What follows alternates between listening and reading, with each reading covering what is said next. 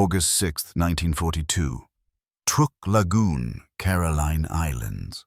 The great gray shape of the battleship Yamato sat motionless in the black water, its hull swallowing the moonlight. On the flag bridge, the air smelled of tobacco machine oil and salt, a stale mixture that clung to uniforms and paper charts alike. Admiral Isoroku Yamamoto stood alone by the open wing of the bridge cap, tucked under his arm, the night wind tugging at his white uniform.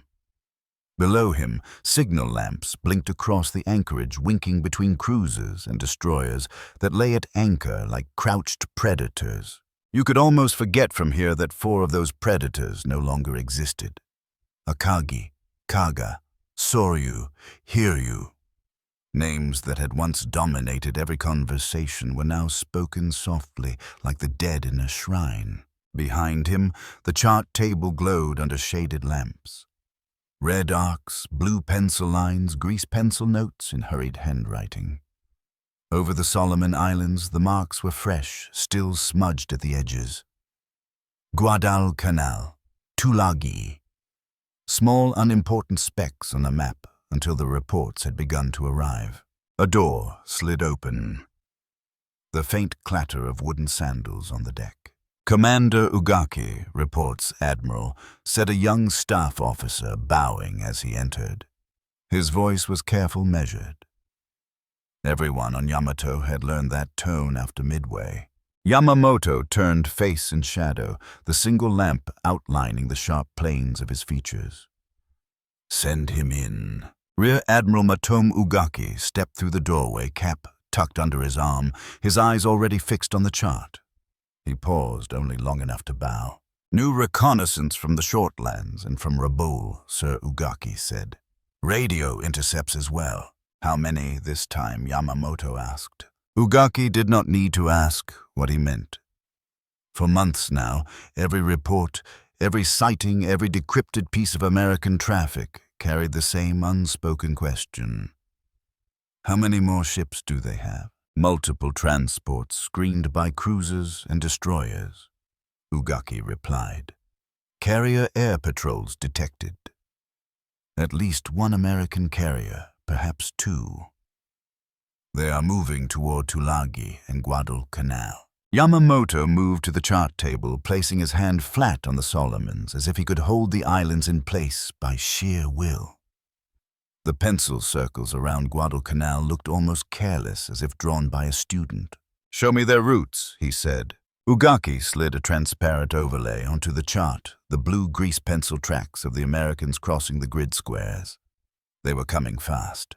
"Guadalcanal," Yamamoto said quietly. "Most of our officers had to look it up on a map yesterday." "Yes, sir." Ugaki hesitated. But the Americans did not sail all this way for worthless jungle. "Our officers on Tulagi report construction activity on the island. Heavy equipment. They believe the enemy is building an airfield." The words settled over the room like smoke.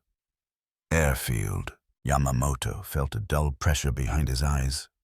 Airfields meant aircraft, and aircraft meant pilots, and pilots meant training fuel engines, aluminum, all of the things the Empire was already straining to produce. "How soon can they make such an airfield operational?" he asked. Ugaki glanced at a note.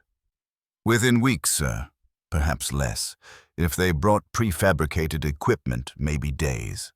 For a moment, the only sound was the faint buzz of the lamp and the distant whir of a ventilation fan. Far below, an anchor chain creaked. Yamamoto's mind, always quicker than his face betrayed, leapt across the ocean back in time. December 7th, 1941. Pearl Harbor. The roar of engines, the dark silhouettes of torpedo bombers skimming the water. The great rising plume of smoke over Battleship Row. Officers cheering and Tokyo maps being slapped sake spilled in triumph. The Emperor's navy had struck like a sword from the clouds. At Pearl Harbor, he had watched the footage in silence, jaw set, listening to younger men boast of crippled battleships and American weakness. He remembered the hollow weight in his chest. The quiet thought he never voiced in full, "We have awakened them." 6 months of victory he had predicted. perhaps a year. After that, he had told his superiors he could guarantee nothing. Midway had arrived exactly on schedule to prove him right. Admiral Ugaki's voice brought him back to the chart. Yamamoto looked at the Solomon Islands again. Coral Sea in May. Midway in June. Now this.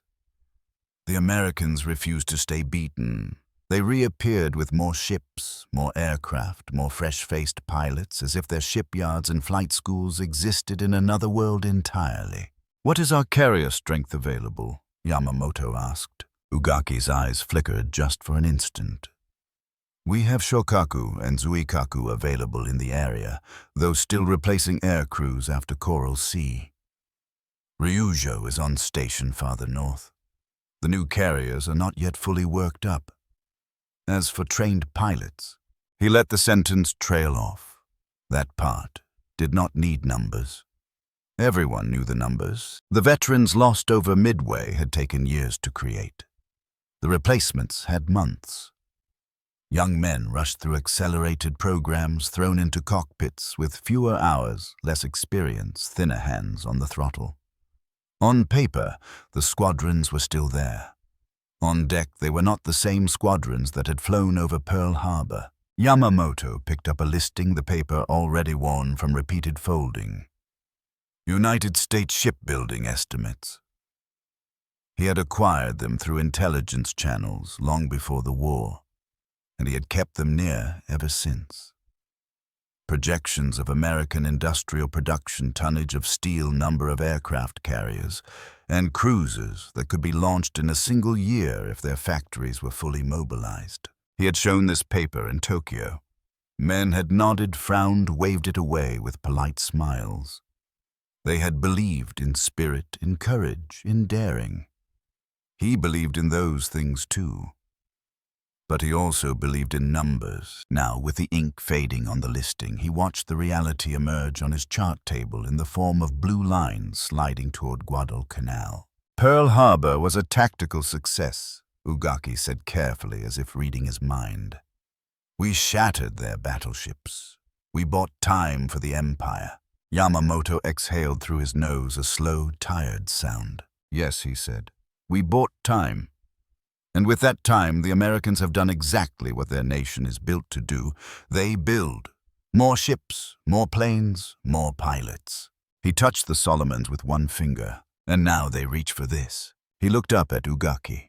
If they put an airfield on Guadalcanal, they can cut our line to Rabaul, then to Truk, then to the entire southern resource area. Our oil, our rubber, our lifeblood, all within range of American aircraft day after day. Ugaki swallowed. Then we must throw them back into the sea, Admiral. At once. Yes, Yamamoto said. His voice was calm, but a heaviness had crept into it. We will strike. We have no choice. He straightened, placing his cap back on his head, the gesture crisp, automatic. Order the combined fleet to prepare, he said. We will contest them around Guadalcanal. Signal all commands the decisive battle in the south may be upon us. Ugaki bowed and turned to leave, already calling for communications officers. The bustle began at once, the quiet bridge filling with footsteps and murmured voices, the scratch of pens, the clatter of phones lifted from cradles. Yamamoto remained still, listening. You could almost hear it if you listened closely enough. Not the clamor of telephones or the murmur of officers, but the imagined rolling thunder of assembly lines far across the Pacific.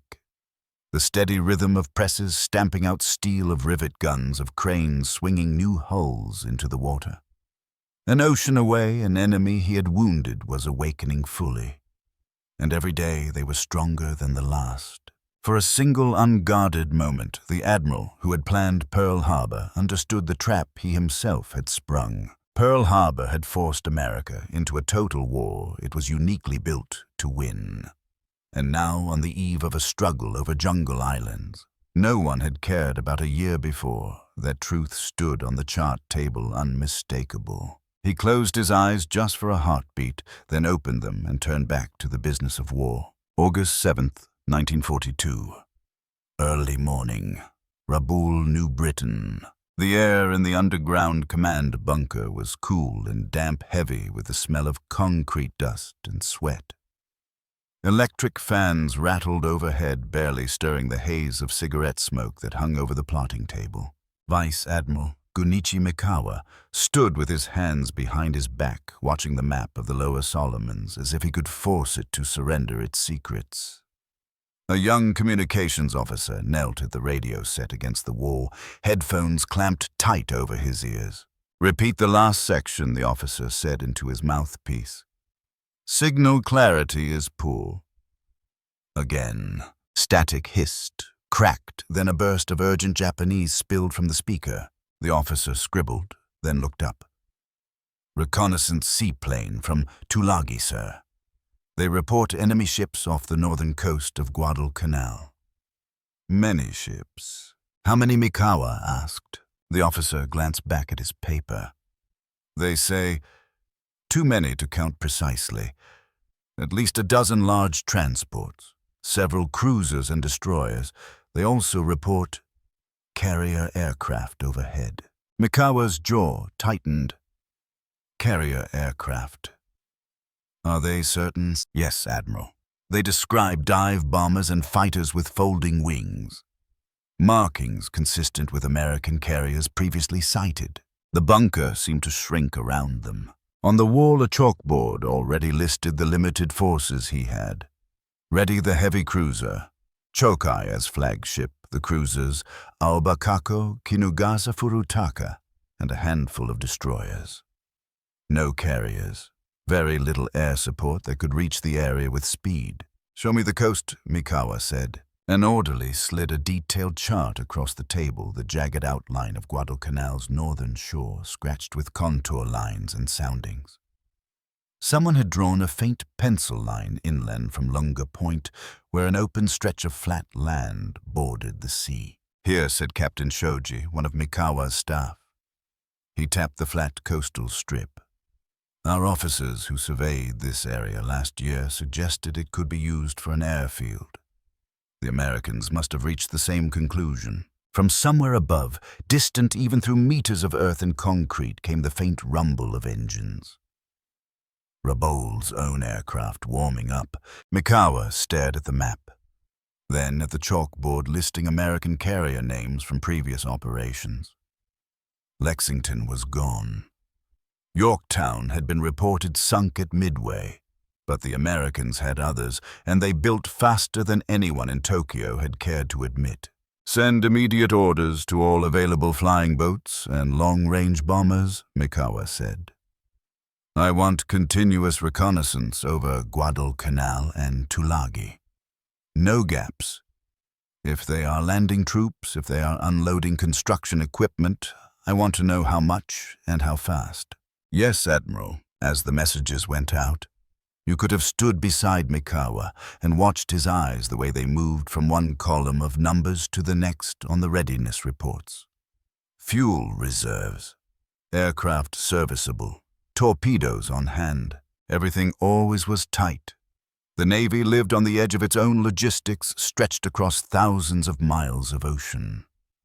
Even here at Rabaul, the warehouses were never as full as the paperwork suggested. A signalman approached with a freshly decoded message from Truk. He handed it over with a bow. Mikawa read in silence. The combined fleet would move but slowly. Carriers would maneuver into supporting distance. For now, Rabaul was to act. He nodded once. So be it.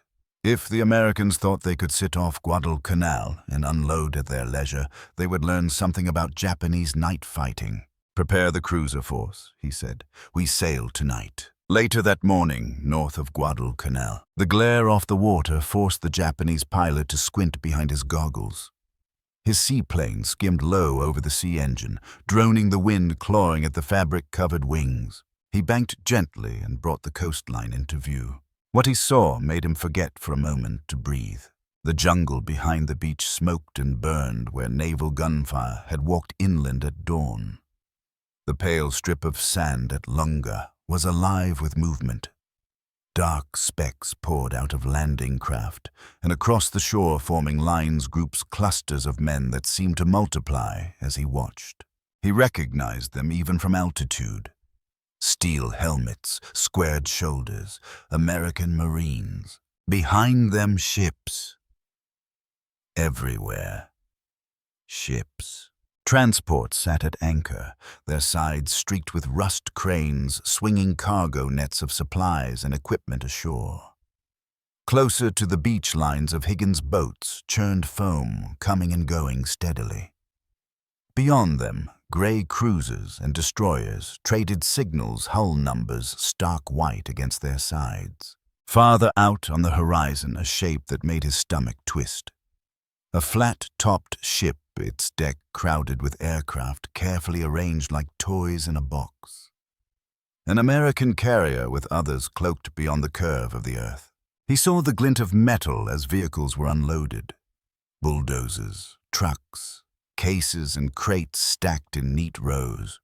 Long beams and prefabricated metal sections already gathering near the open flat ground behind the beach. An airfield rising out of nothing. Tracer fire, streaked up from somewhere below, green and red lines reaching for him.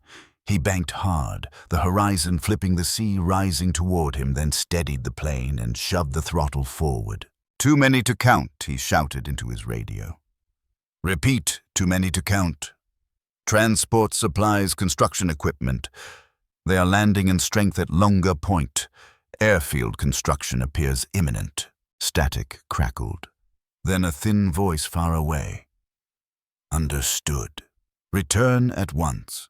That afternoon back in Rabaul, the seaplane pilot stood at rigid attention in front of the operations officers, his flight suit still damp with seawater and sweat. He traced with his finger the arcs of ships. He had seen the gray silhouettes of cruisers and destroyers, the stacked mountains of supplies on the beach. "How fast were they unloading?" one officer asked. "Continuous," the pilot replied. Landing craft did not stop. I also observed large cylindrical fuel tanks and crates. Many of them. Fuel tanks, bulldozers, prefabricated sections. All the ingredients of an airbase delivered in bulk on a scale that felt obscene. Mikawa listened from the edge of the room, arms folded. When the pilot finished, the Admiral stepped forward.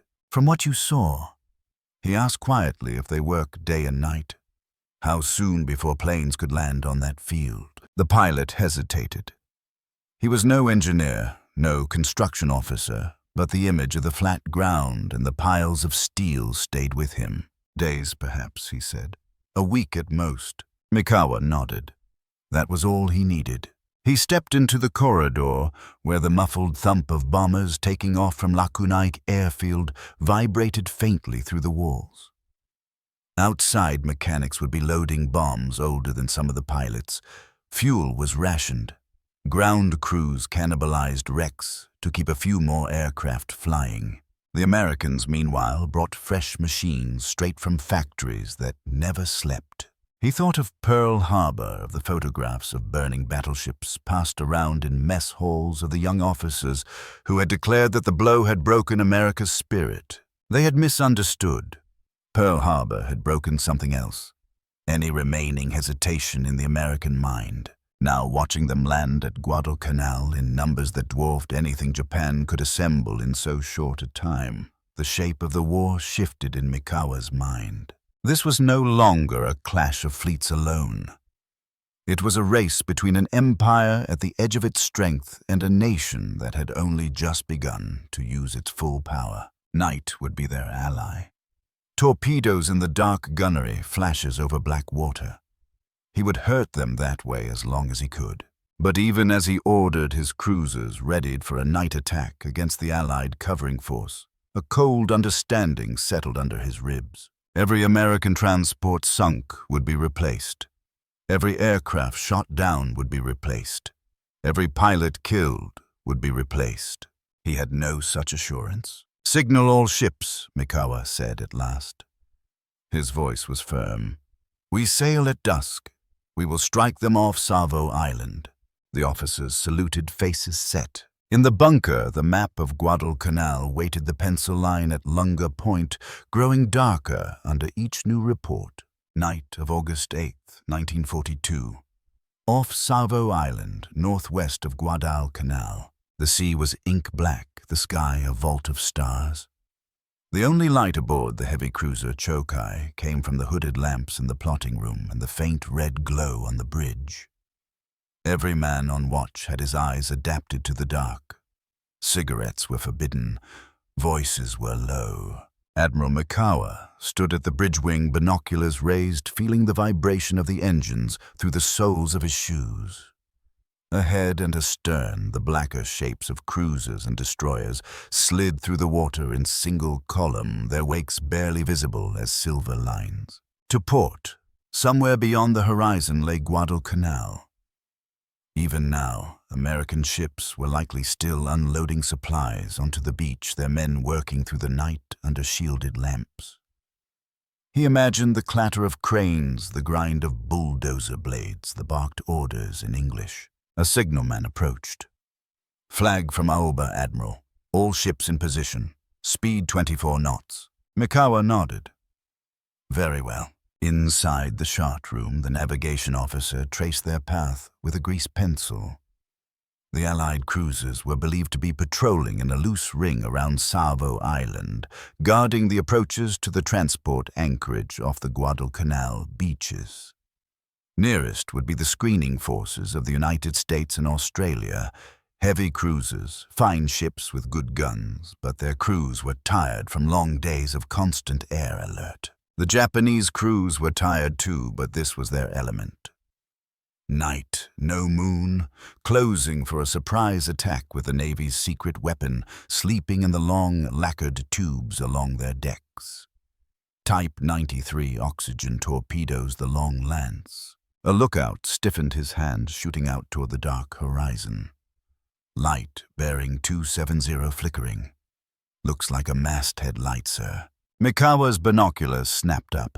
For a moment he saw nothing, then faint and yellow, a pinpoint against the void. The enemy. "Signal to all ships," Mikawa said quietly. "Commence battle plan. Prepare to launch torpedoes." Below-deck crews swung torpedo tubes, outboard men straining at the hand wheels. Firing pistols were checked, gyro angles set, safety caps removed. The oily smell of fuel and lubricants filled confined spaces. Gun crews stood ready at their 8-inch turrets. Breechers opened the first armor-piercing shells, waiting on hoists. The range closed swiftly. Allied radar sets, primitive and poorly used, failed to read the black shapes slipping toward them. On the American and Australian cruisers, lookouts scanned the wrong sectors, distracted by the glow on the horizon where someone had lit a galley fire or an incautious lamp. On Chokai, the gunnery officer murmured ranges corrections, speed calculations. He had drilled this 100 times in exercises. Now the targets were real. "Enemy cruiser silhouette identified," he reported. "Bearing green 6 range 8,000 meters. Column of ships behind." Mikawa inhaled slowly. The decisive moment balanced on the edge of his next words. "Launch torpedoes," he said. "Then open fire." Along the line of Japanese cruisers, the night suddenly came alive with motion.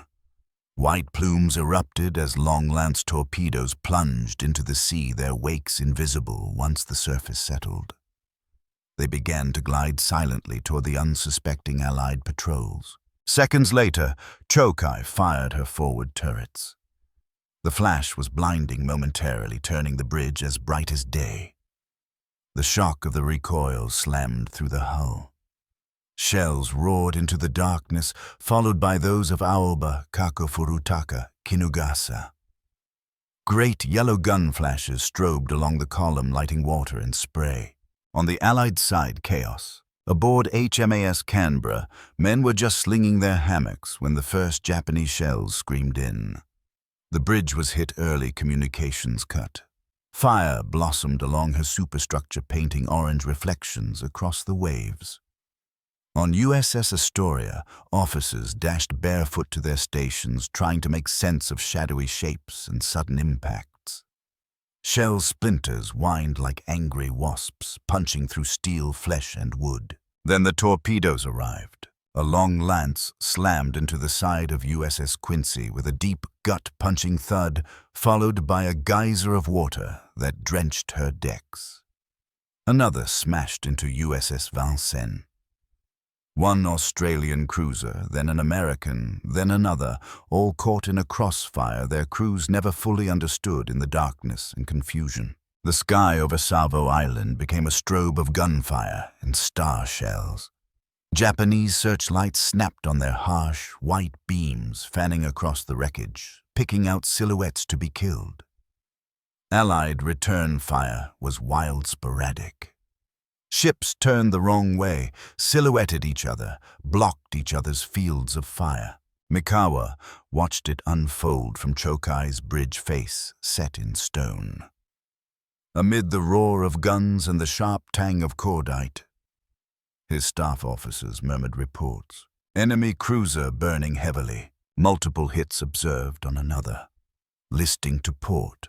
Enemy fire growing weaker, Admiral. Their formation is collapsing. In less than an hour, a powerful Allied cruiser screen had been smashed.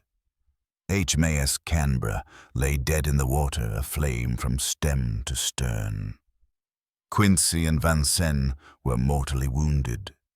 Astoria burned fiercely, her crew fighting both fire and flood. It was exactly the kind of night victory the Imperial Navy had trained for.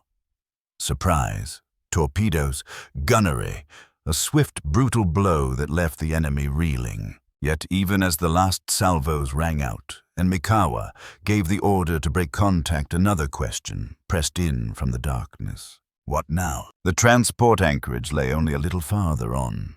The silhouettes of cargo vessels and troop ships would be easy targets, scarcely defended after their escorts had been annihilated. Many of the American crews were ashore unloading. The enemy supply line was exposed neck-bared. In the chart room, one of his captains pointed to the anchorage on the map. "Admiral, we can be among their transports before dawn. Another hour at most. If we destroy them, their invasion will be crippled." Around them, the first grey hint of dawn was still far below the eastern horizon, but the thought of sunrise hung over every sentence. Sunlight meant aircraft, land-based planes from Henderson Field once it became operational, and carrier aircraft from beyond the horizon. Mikawa knew his own situation, no air cover.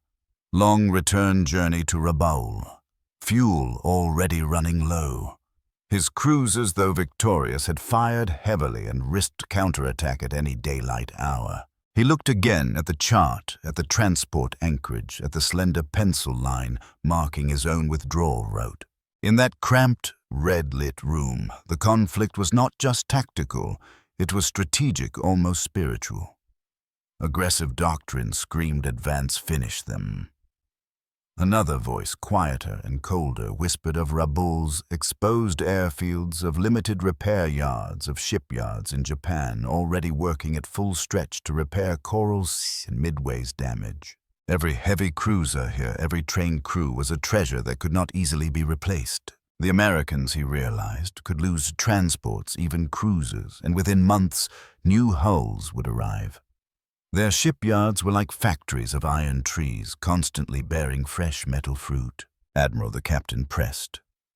"Your decision." Mikawa drew a slow breath. Smoky air scraped his throat.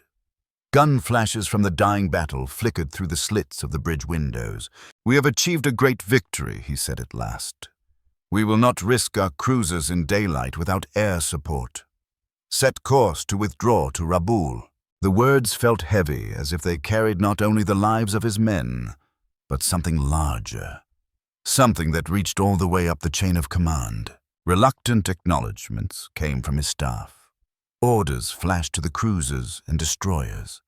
Japanese ships began to peel away into the darkness, leaving behind burning Allied hulks and a sea strewn with wreckage and oil. Aboard one of the surviving American ships, a stunned officer watched the enemy's searchlights wink out and their gunfire fade. "They are leaving," he said, disbelief in his voice. They have us beaten, and they are leaving the transports untouched. At Lunga Point, as dawn finally crept over the horizon, the smoke from Savo's battle still smudged the sky, but the American transports lay where they had been hours before. Their crews looked up at the distant glow, then went back to unloading Crate's vehicles, fuel, and ammunition.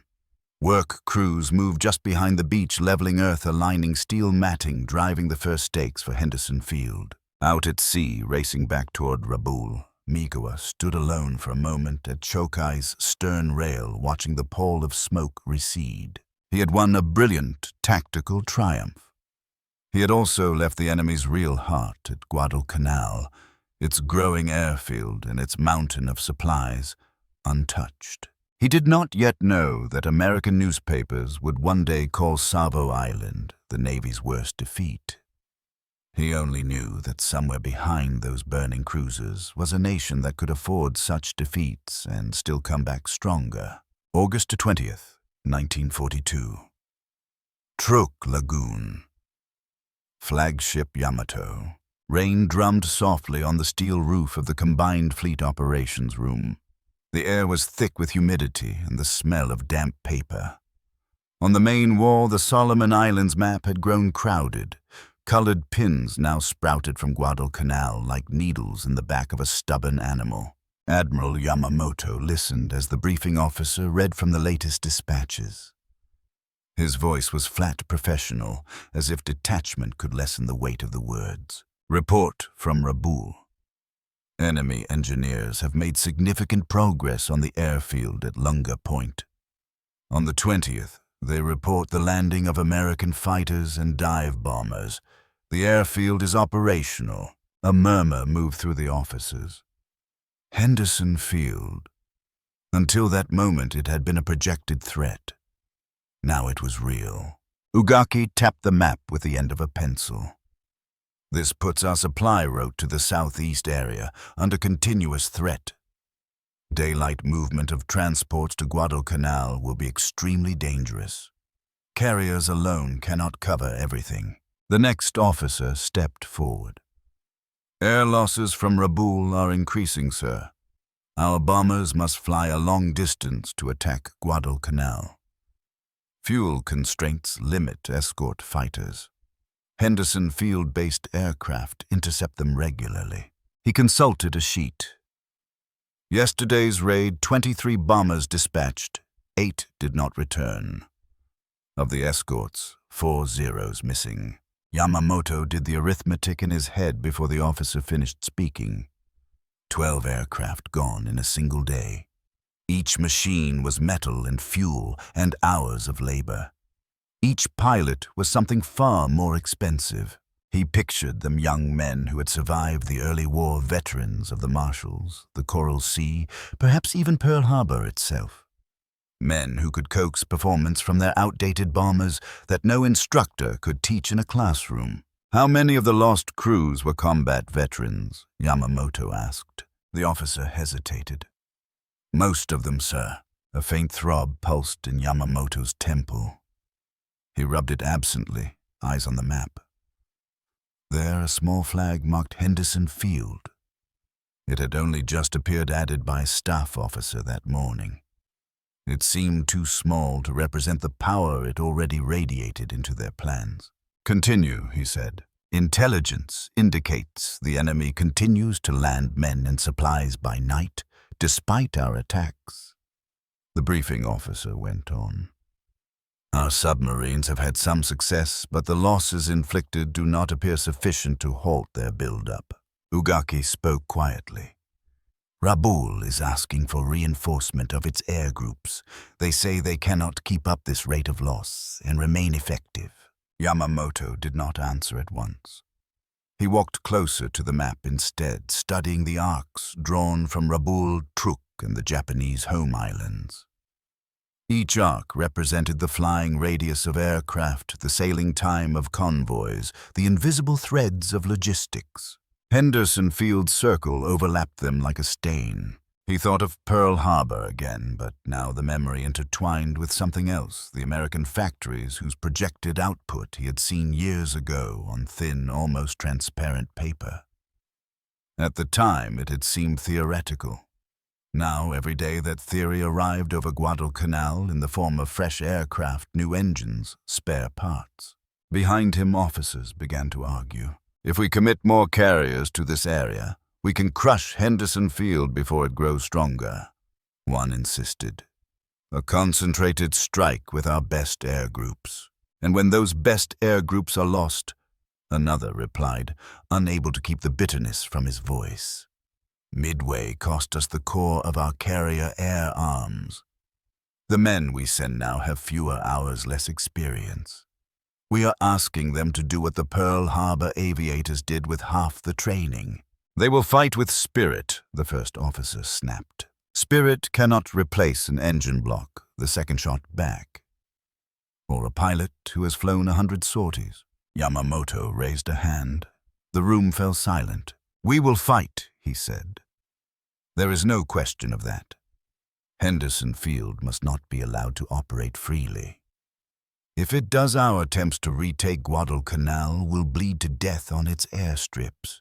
He looked over the assembled staff men who had spent their careers learning fleet maneuvers and textbook battle plans. None of them had been taught how to fight a war of attrition against a nation with more of everything. We will use our carriers in support, he said. Shokaku Zuikaku and Ryujo will move south.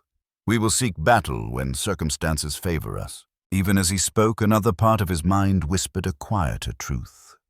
Circumstances would favor them less with each passing month. August 24th, 1942, north of Guadalcanal. Carrier, Shokaku flight deck. The deck crew moved like a machine, each man part of a practiced rhythm. Zeros and dive bombers were manhandled into position. Chocks slammed in. Fuel hoses hissed. Armorers latched on the last 250-kilogram bombs. Lieutenant Commander Sato, a veteran carrier pilot who had flown over Pearl Harbor and the Coral Sea, climbed into his cockpit and strapped in. He glanced at the younger pilot in the next plane, a boy whose face still held traces of adolescence under the goggles. First time in combat, Sato shouted over the engine noise. The younger man nodded, eyes wide. You know the procedures, Sato said. Stay with your leader. Do not chase stragglers. Do not dive too low chasing a kill. Remember your training. The boy swallowed and gave a quick, jerky nod. Sato knew what their orders were: seek out American carriers supporting Guadalcanal and destroy them. A familiar task, but where once his squadron had been filled with men he had trained alongside for years, now half the faces in the ready room were new. 6-month wonders, the veterans called them, though not aloud where the younger pilots could hear. The signal flag snapped. Engines roared to full power. One by one, aircraft clawed into the shimmering blue sky. Hours later, they found the Americans. F-4F Wildcats came boiling up to meet them, stubby and tough, flown by men who had been learning carrier combat the hard way since Coral Sea. Anti-aircraft fire erupted from the ships below, black puffs and orange flashes, forming a deadly lattice. Sato led his section into the dive. Tracers stitched past his canopy. He felt the dive bombers shudder as fragments punched through fabric and aluminum. He held his coarse eyes fixed on the gray rectangle of an American flight deck, growing larger in his sights. Release. The bomb tumbled away. He yanked back on the stick, vision narrowing. The air screamed past, then he leveled out in a maelstrom of flak and crossing fighters. They landed back on Shokaku hours later, fuel gauges near empty nerves stretched thin. The deck crew counted as each plane staggered in. 8 aircraft missing from your group. The operations officer reported dully when Sato stepped into the ready room. 4 confirmed shot down. 2 did not return from the dive. 2 believed ditched.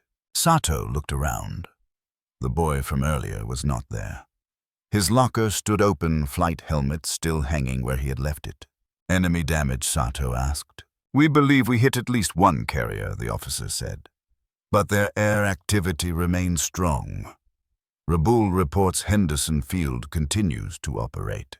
The words were simple. The meaning was not.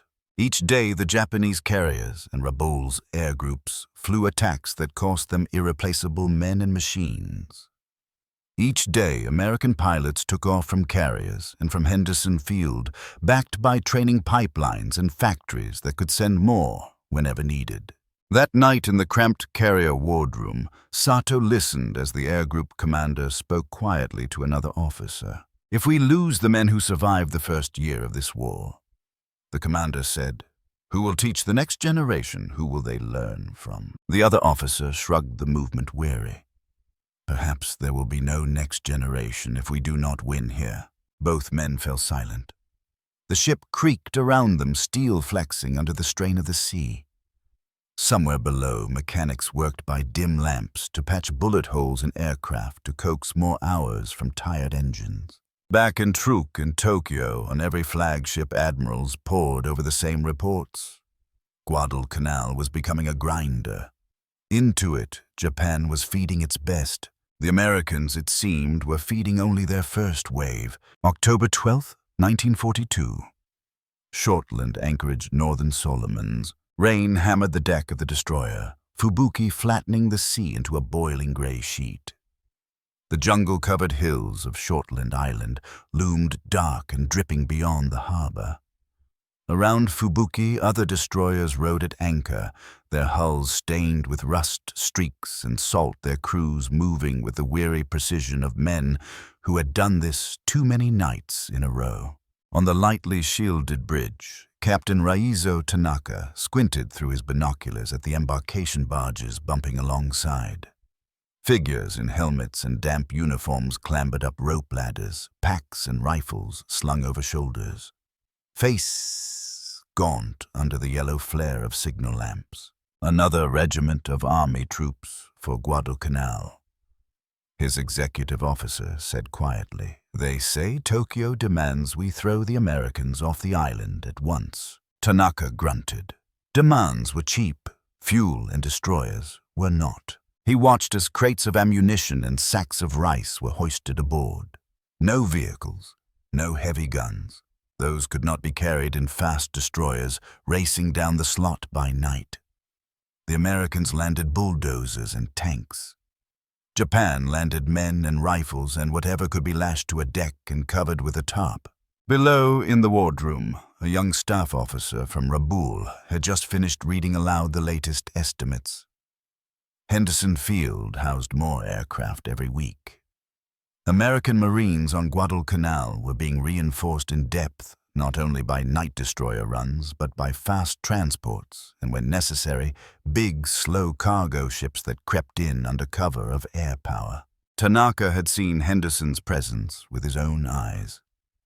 On previous runs at first light, American dive bombers had come shrieking in over the waves, their undersides pale gray against the sky, plummeting toward Japanese destroyers, clawing northward at flank speed. More than one ship had gone down in a chaos of spray and flame caught by daylight before it could escape. Now his flotilla prepared again. Another Tokyo Express run. Another night, threading through narrow waters under the looming shadow of Savo Island and the watchful eyes of American coast watchers hidden in the jungle. Signal from flagship, a radioman called. All ships to be underway at 1800. Speed 30 knots. Tanaka nodded. They would time it as always, racing south after sunset, arriving off Guadalcanal near midnight, unloading in haste under the black bulk of the island, then racing back north, praying to be out of Henderson's reach by dawn. He looked around the bridge. Many of the faces were familiar. Too many were not. Men replaced men quietly in the destroyer flotilla, names appearing on rosters as if they had always been there. The old hands, the pre-war professionals, were thinning out. Some had been killed by shell fire off Tulagi. Others had gone down with cruisers at Savo or Cape Esperance. "Captain," the executive officer said, voice low. "The engineers report we are short on proper spare parts again. We have patched the turbines as best we can. Patches, improvisations, cannibalized components from other ships. Every destroyer in the anchorage told the same story. Tanaka said nothing for a long moment. Outside, sailors wrestled tarpaulins into place over stacked boxes. Each box represented a few more days of fighting for the men clinging to the muddy ridges around Henderson Field. "Very well," he said at last. "We will go as far as the machinery can take us." October 13th, 1942. Truk Lagoon, flagship Yamato. The storm from earlier had passed. Light slanted through the portholes, catching smoke from a dozen cigarettes in the combined fleet operations room. An officer from the logistics staff stood before the table, sweating slightly despite the cooler air. In his hands were charts, not of enemy movements, but of fuel stocks and shipyard capacity. He looked almost apologetic as he spoke. "Our heavy cruisers require extensive repairs after repeated engagements off Guadalcanal. Rabaul's facilities are limited. We are rotating damaged units back to Japan, but dock space is constrained." Yamamoto regarded him thoughtfully. "Compared to our pre-war estimates, how many more ships are we repairing at any time?" The officer swallowed. "At least twice as many, Admiral. Sometimes 3 times. Damage recovery takes longer than anticipated. And of course, replacements for lost carriers." He did not finish the sentence. There were no replacements for lost carriers, not in any meaningful sense. Hulls could be laid down, but air groups were not forged in slips of steel. They were grown in schools and in the hard school of combat. Ugaki slid another cable across the table. "From Tokyo. Army General Staff insists Guadalcanal must be retaken. They are dispatching additional divisions. They request naval support to ensure delivery." Yamamoto studied the words. "Insists, requests, as if the Navy's resources were infinite." "Can they provide sufficient shipping?" he asked. Ugaki hesitated. "Not without our destroyers. And transports have been lost in significant numbers. The enemy air presence makes daylight unloading impossible. So we send our destroyers again," Yamamoto said. "Fast runs, Tokyo Express." The phrase had started as a sardonic joke among American Marines, but Japanese officers had begun using it as well, half mocking, half proud. Maps, pins, arrows. Behind them, reality boiler tubes cracking from overuse gun barrels, worn smooth crews snatching sleep in brief snatches between battle stations. "Admiral," the logistics officer ventured, "if we continue at this tempo, fleet readiness will degrade severely by early next year. Fuel consumption is already exceeding projections. Our reserves are not inexhaustible." Yamamoto's gaze drifted to the side table where the old American Industrial Capacity Report lay, its corners curled with age. He did not have to open it to recall the numbers: ship tonnage per month, aircraft per year, merchant shipping yard capacities. He could almost feel it, that unseen tide rising thousands of miles away. While Japanese dockyards struggled to patch rent, steel American yards launched new hulls with assembly line regularity. While Japan debated whether to send veteran pilots into yet another grind of sorties, American training commands were expanding, building new airfields, new classrooms. On paper, the empire still held vast territories. Resources flowed, in theory, from the Dutch East Indies, from Malaya, from Burma. In practice, every mile of ocean between those resource regions and the home islands was a corridor to be defended, and Henderson Field now sat like a knife point pressed against one of the main arteries. "We will continue," Yamamoto said at last. "We have committed ourselves to this campaign. To withdraw now is to concede the Solomons and the initiative." He felt the eyes on him. They wanted certainty assurance that the sacrifices would lead to decisive victory. "Inform Vice Admiral Tanaka that his efforts are recognized," he added more softly. "His destroyers are buying us time." Time for what he did not say aloud. That night, back in the slot, Fubuki pounded southward at 30 knots bow, knifing through Whitecaps' spray, whipping across the forward guns. Below decks, soldiers lay jammed in every available space, panting in the humid darkness, clutching rifles and good luck charms. On the bridge, Tanaka stared into the darkness ahead, where Guadalcanal waited a low, dark shape against the lesser dark of the horizon. Somewhere beyond that, American Marines dug in around Henderson Field. Above it, fuel dumps, spare parts, and maintenance crews kept American aircraft ready to rise at dawn. Every time Tanaka ran this route, he knew Henderson would be stronger. His own flotilla, by contrast, grew more worn. Men replaced men, but the replacements were younger, greener. Machines did not replace themselves. "Enemy Coast Watcher reports our movement again, Captain," the signals officer said. Same call signs as before. Of course they did. Somewhere up on a hill, a man with a radio and a pair of binoculars watched the black procession of ships sliding down the slot and clicked out his message to Guadalcanal. Tanaka smiled without humor. "Then let them know," he said. "Tonight at least we go on." November 15th, 1942. Truk Lagoon. Flagship Yamato. The rain had passed, leaving the night oddly clear. Stars burned cold above the anchorage, reflected in the still water between the hulks of warships. Aboard Yamato, the flag bridge was lit only by shaded lamps, their glow pooling over papers that no one wanted to read a second time. Rear Admiral Ugaki stood by the chart table, cable in hand. His face looked older than it had in August, the lines at the corners of his eyes deeper, his hair more heavily threaded with gray. "Report from Rabaul." "Admiral," he said quietly. "Last night's action off Guadalcanal. Final tallies." Yamamoto nodded once. "Read it." Ugaki did not look at the chart when he spoke. He stared straight ahead as if the words might hurt less that way. Battleship High lost after repeated air and surface attacks. Battleship Kirishima sunk off Savo Island while engaging enemy forces. Several destroyers lost in escort and evacuation operations. Air losses extensive. Many senior pilots missing or confirmed killed.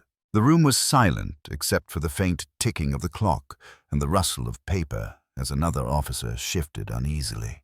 "Kirishima," Yamamoto repeated. "Hiei." In his mind, he saw them. The two old battlecruisers turned battleships, veterans of the pre-war fleet, their long, lean hulls cutting through parade reviews.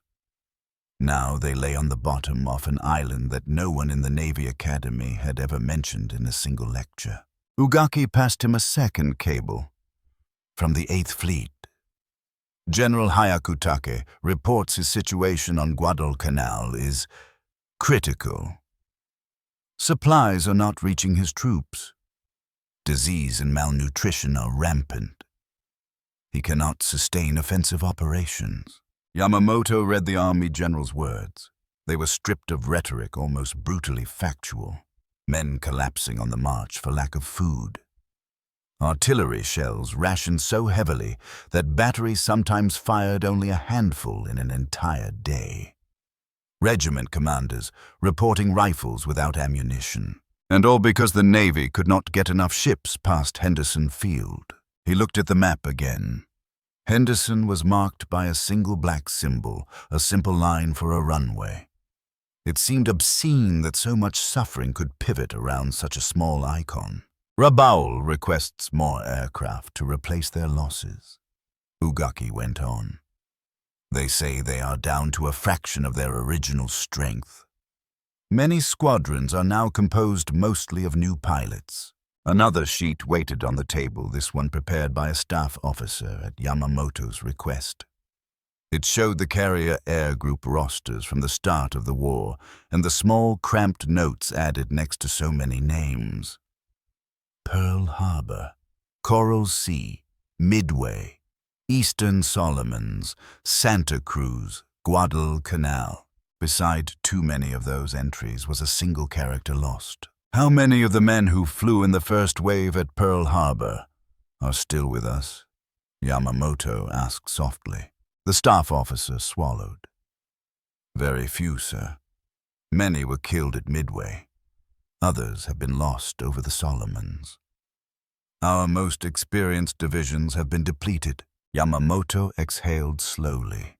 He felt suddenly tired in a way that sleep had not helped for months. All those years of training, he said. Hundreds of hours in the air. Careful selection. And now we replace them with boys pressed through shortened courses and sent straight into the teeth of American fighters and flak. No one answered. There was nothing to say. He walked to the porthole and looked out. Far below, the faint running lights of a launch moved between ships. Beyond that, the black mass of the lagoon cradled silhouettes of cruisers with tarpaulins over their gun barrels, destroyers with fresh patches on their bows where splinters had torn steel like paper. Admiral Ugaki ventured, "There is another report. Intelligence from our naval attachés. American shipyard launches this year already exceed our pre-war estimates." He pushed forward a flimsy with numbers typed in precise impersonal columns. New carriers under construction, he said. Essex class, light carriers, more destroyers, more transports. Their shipbuilding capacity appears to have expanded even beyond what we projected before the war. Yamamoto studied the figures without really seeing them. He had known the pattern long before the columns were tallied. "Do we have comparable figures for our own production?" he asked. "Yes, Admiral." Ugaki placed a second sheet beside the first. The comparison did not need commentary. Where the American column showed a climbing staircase of numbers, Japan's looked like a plateau with small rises and falls constrained by steel fuel and dock space. It was all there, he thought. All the truths that had existed on the day he had watched the film of Pearl Harbor in Tokyo, while others cheered. Pearl Harbor had bought them 6 months of victory. In those 6 months, America had turned its industry to war as if throwing a switch. Now, in the Black Sea off Guadalcanal, the bill was coming due. "Sir." Ugaki's voice was very quiet. "If we commit further major units to Guadalcanal, we risk the core of the fleet. Our attrition rate is already unsustainable. Some suggest we should consider withdrawal. Preservation of strength for a future decisive battle." Yamamoto turned back to the chart eyes, tracing the long line from Japan, down through Rabaul to Guadalcanal. The decisive battle. They had chased that concept for their entire careers, shaped by Mahan, by Tsushima, by an entire doctrine that believed in one great clash of battle fleets where courage and skill and planning would decide all. Guadalcanal had not been a single great clash.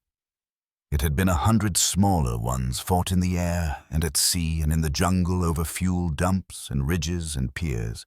It had been a contest of replacement and endurance. In that kind of war, he thought Pearl Harbor was not the opening stroke of a brilliant, short campaign. It was the lock on a door that shut them in with an opponent whose lungs were bigger, whose heart pumped more blood, whose reserves of strength were deeper than they had ever truly believed.